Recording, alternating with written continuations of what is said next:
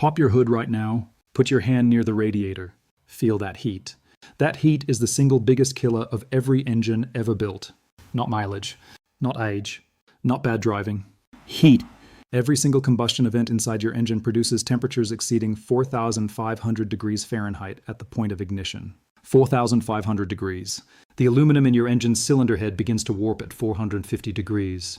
The head gasket that seals combustion pressure from your cooling system begins to degrade at 500 degrees.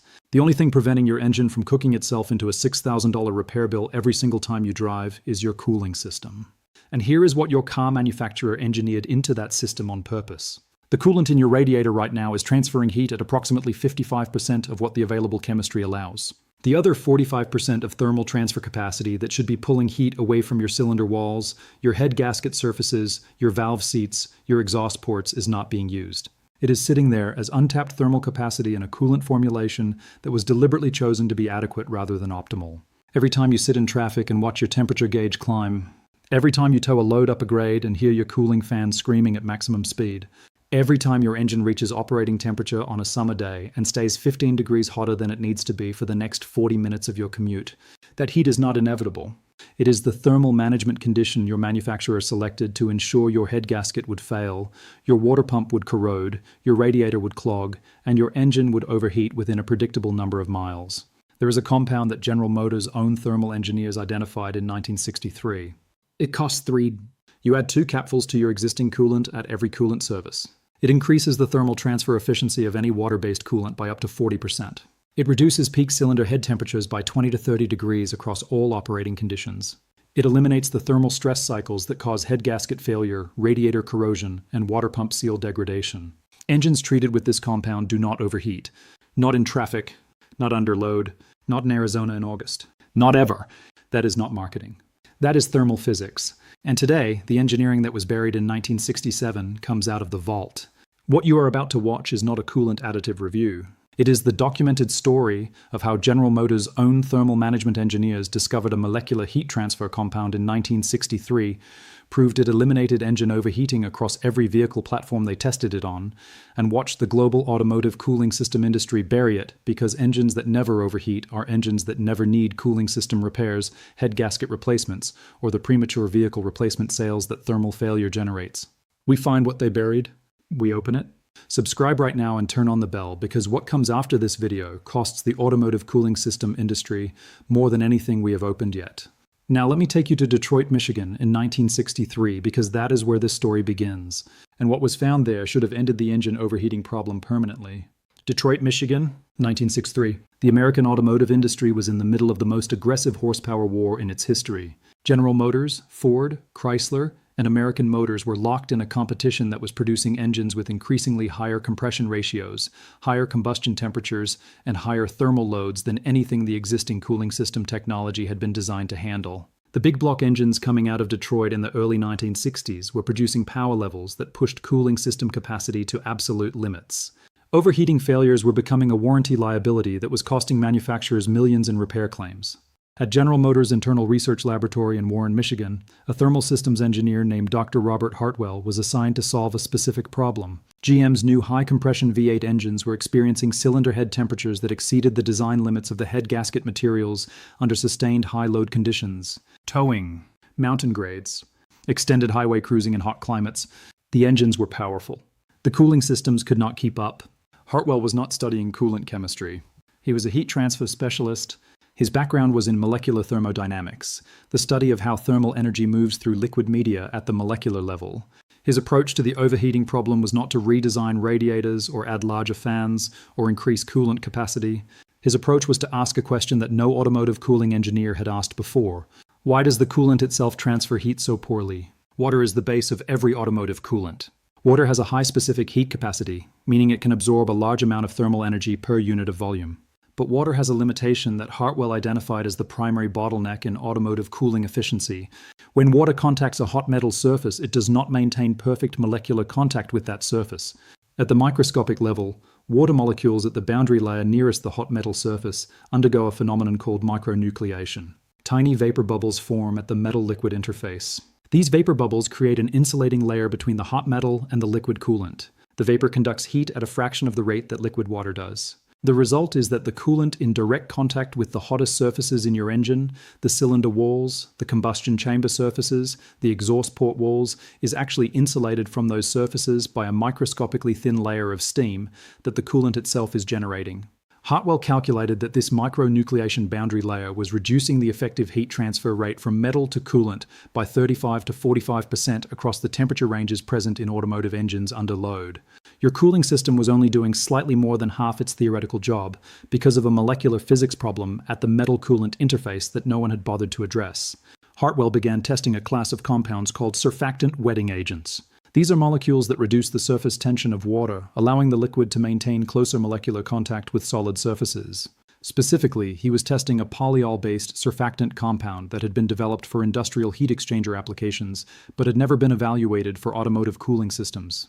In the spring of 1963, Hartwell added a measured concentration of his surfactant compound to a standard ethylene glycol coolant mixture and ran it through a test engine instrumented with thermocouples at 14 points across the cylinder head, block, and cooling passages. The results were immediate and dramatic. Peak cylinder head temperature under sustained full load operation dropped by 25 degrees Fahrenheit. Not gradually, not over time. On the first test run, the temperature differential between the coolant entering the engine and the coolant leaving the engine increased by 38%, meaning the coolant was absorbing 38% more thermal energy per pass through the engine than the identical coolant without the compound. Hartwell initially recalibrated his instruments, assuming a measurement error. He ran the test 4 more times. The results were consistent within 2 degrees across all 5 runs. What was happening at the molecular level was precisely what his theoretical model had predicted. The surfactant compound was eliminating the micronucleation boundary layer. By reducing the surface tension of the coolant at the metal interface, the compound prevented the formation of insulating vapor microbubbles at the metal-liquid boundary. The liquid coolant maintained direct molecular contact with the hot metal surface across the entire wetted area of the cooling passages. Heat transfer from metal to coolant increased by 35 to 40%. The engine ran cooler, not because the coolant had more capacity, not because the radiator was bigger, not because airflow increased. The engine ran cooler because the coolant was finally doing the job it was supposed to be doing, making full molecular contact with the surfaces it was supposed to be cooling. Hartwell documented his findings in GM Internal Technical Report TR 63417. He demonstrated the compound across 4 different engine platforms: inline 6, small block V8, big block V8, and a prototype high-performance racing engine. Results were consistent across all 4. Temperature reduction ranged from 20 to 30 degrees, depending on engine configuration and thermal load. He submitted his report with a recommendation for immediate inclusion of the surfactant compound in GM's factory coolant formulation. The cost of adding the compound to factory coolant was calculated at less than 0.15 per vehicle. The recommendation went to GM's powertrain division. It was reviewed by engineering management and forwarded to the division's commercial strategy group. Within 6 months, the recommendation was rejected. The stated reason in the internal review document was that the compound's thermal performance improvement would reduce the frequency of cooling system-related warranty claims and service visits below the threshold that supported the existing dealer service revenue model. Read that again.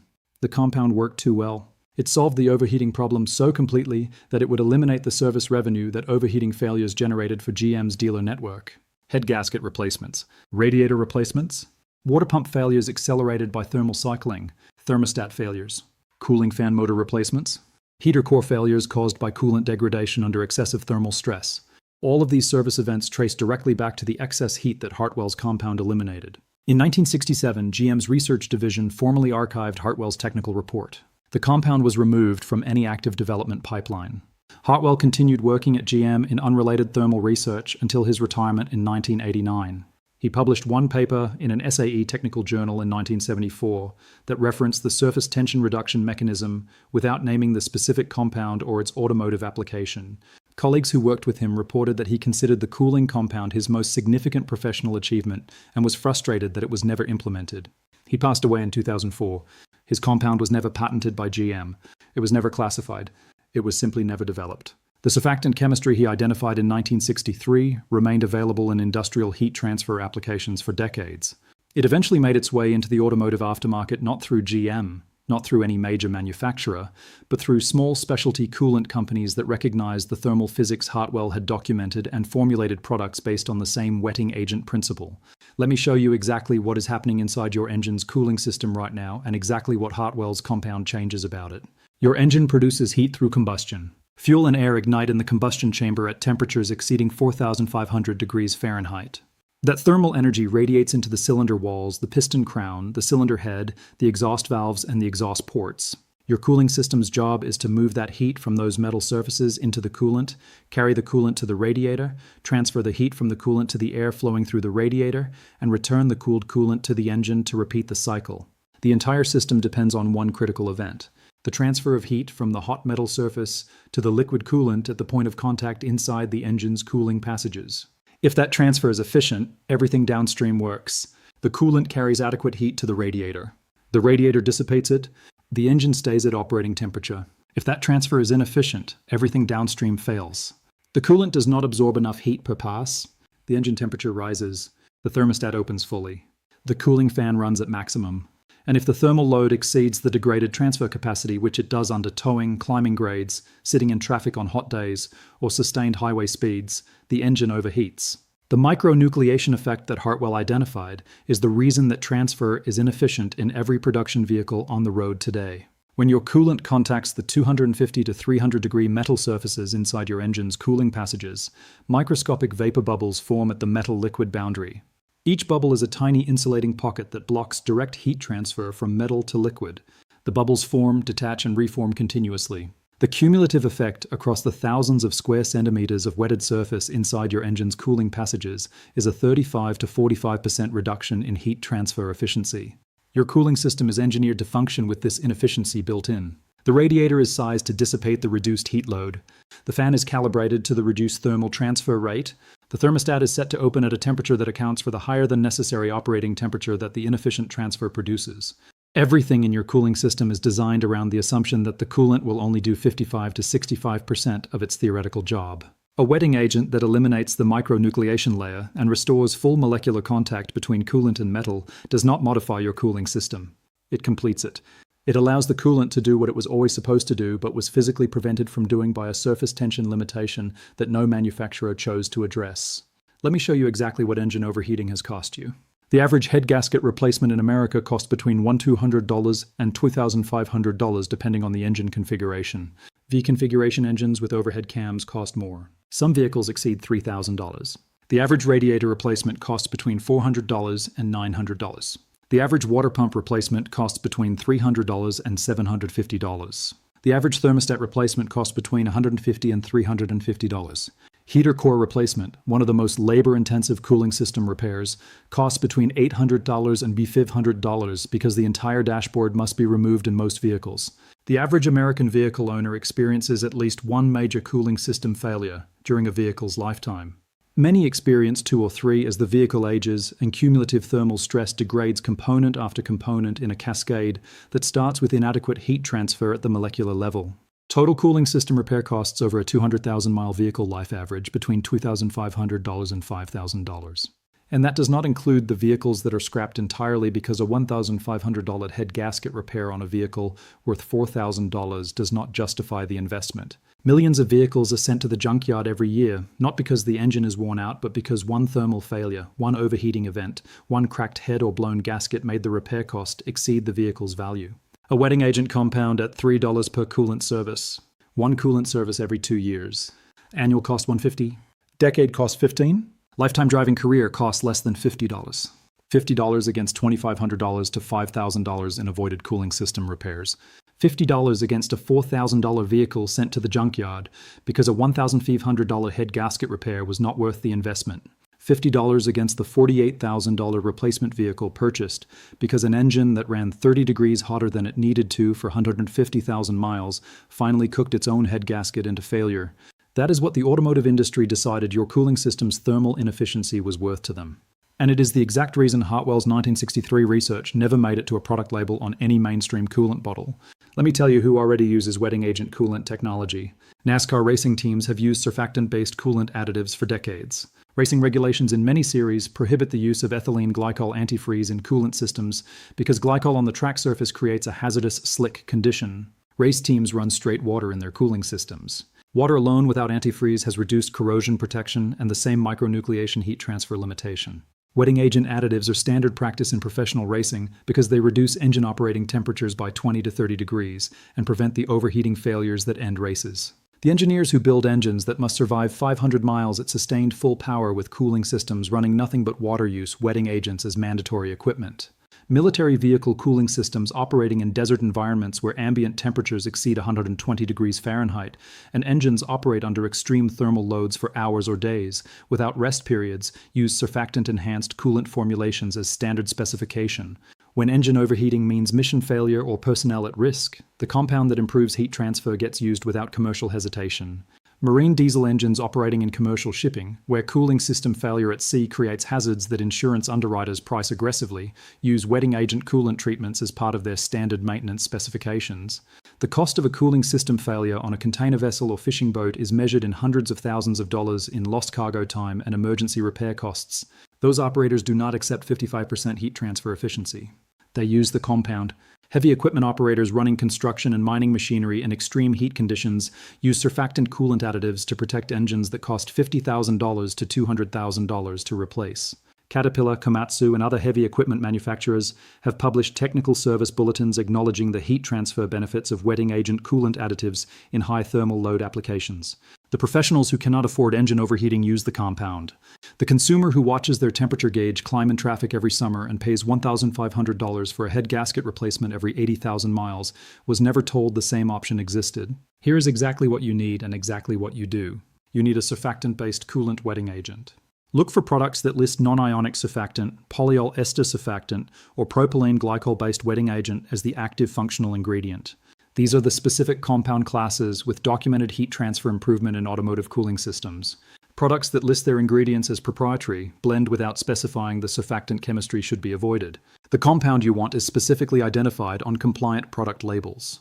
Cost per treatment $2 to $5 for a single vehicle application. Step 1. Allow your engine to cool completely. Never open a cooling system that is at operating temperature. The system is pressurized and the coolant is near boiling temperature. Serious burns will result from opening a hot cooling system. Step 2. Remove the radiator cap or coolant reservoir cap on a cold engine. Step 3. Add the measured dose of wetting agent compound as specified on the product label directly into the radiator or coolant reservoir. Most products specify 2 to 3 capfuls or 1 to 2 ounces per cooling system. Step 4. Replace the cap. Start the engine and allow it to reach full operating temperature.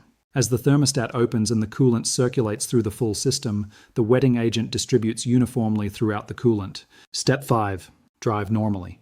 The surfactant begins reducing surface tension at the metal coolant interface immediately. Heat transfer improvement is measurable on the first drive cycle. You will observe your temperature gauge reading lower than normal under conditions that previously caused elevated readings. Traffic idle on warm days. Highway grades. Towing. The improvement is not subtle. A 20 to 30 degree reduction in peak temperature is visible on any vehicle equipped with a temperature gauge or monitored with an OBD2 scanner reading coolant temperature in real time. Step 6. Reapply at every coolant service.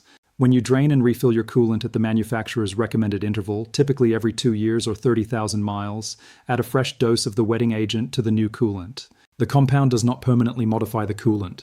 It must be replenished when coolant is replaced. One important note. Surfactant wetting agents are compatible with all ethylene glycol and propylene glycol coolant formulations, including long-life, extended-life, and hybrid organic acid technology coolants. They are compatible with aluminum, cast iron, copper, and brass cooling system components. They do not affect coolant pH, corrosion inhibitor function, or freeze point protection at correct dosage. They are compatible with all gasket materials, hose materials, and seal materials used in modern cooling systems. They are not recommended for use in cooling systems with known leaks. The improved heat transfer can change thermal cycling patterns in a system that is already losing coolant, which can accelerate the progression of an existing leak. Fix existing cooling system leaks before adding a wetting agent treatment. For all cooling systems in sound mechanical condition, the compound is safe, compatible, and effective at manufacturer-specified dosage. Robert Hartwell proved in 1963 that a compound costing less than 15 cents per vehicle could reduce engine operating temperature by 20 to 30 degrees and eliminate the thermal stress that causes cooling system failure. He proved it across 4 engine platforms with instrumented testing that GM's own engineering management reviewed and accepted as valid. They rejected it because it worked, not because it failed, because it worked so completely that it threatened the service revenue model that cooling system failures generated for an entire dealer network. Hartwell worked at General Motors for another 26 years after his compound was archived. He retired. He told colleagues the cooling compound was the best work he ever did. He passed away in 2004 without ever seeing it in a production vehicle. The engine in your car is running hotter than it needs to right now. Every drive cycle, every traffic stop, every summer afternoon. The micronucleation boundary layer that reduces your coolant's heat transfer efficiency by 35 to 45% is forming and reforming on every metal surface in your cooling passages right now, exactly as it has every day since you bought the vehicle. A $3 treatment changes that permanently. The wetting agent eliminates the boundary layer. The coolant contacts the metal directly. Heat transfers at the rate physics intended. Operating temperatures drop 20 to 30 degrees and stay there. The head gasket that was going to fail at 120,000 miles does not fail. The radiator that was going to clog at 150,000 miles does not clog. The water pump seal that was going to leak at 100,000 miles does not leak. The thermal stress cycles that degrade every component in your cooling system slow to a fraction of their designed rate. Hartwell's research did not stop being true when GM archived it in 1967. The thermodynamics did not change. The surface tension physics did not change. The compound still works. The heat transfer improvement still occurs. The temperatures still drop. They just stopped telling you it existed. Subscribe and share this with every car owner who has ever watched their temperature gauge climb and been told that is just how engines work. It is not how engines work. It is how engines were designed to fail. Every share recovers what the automotive industry spent 60 years burying. Every subscription keeps this vault open for the next driver still replacing head gaskets on the manufacturer's schedule. The vault opens again soon. What is inside will cost the cooling system industry more than anything we have exposed yet.